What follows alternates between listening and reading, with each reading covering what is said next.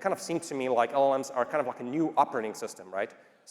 But actually, I think the analogy that makes the most sense, perhaps, is that in my mind, LLMs have very strong kind of analogies to operating systems.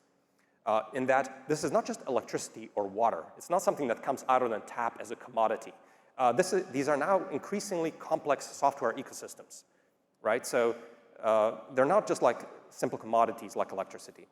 And it's kind of interesting to me that the ecosystem is shaping in a very similar kind of way, where you have a few closed source providers like Windows or Mac OS, and then you have an open source alternative like Linux.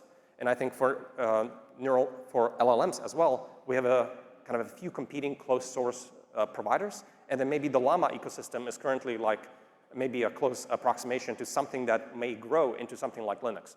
Again, I think it's still very early because these are just simple LLMs, but we're starting to see that these are going to get a lot more complicated. It's not just about the LLM itself, it's about all the tool use and the multimodalities and how all of that works. And so when I sort of had this realization a while back, I tried to sketch it out, and it kind of seemed to me like LLMs are kind of like a new operating system, right? So the LLM is a new kind of a computer. It's kind of like the CPU equivalent. The context windows are kind of like the memory.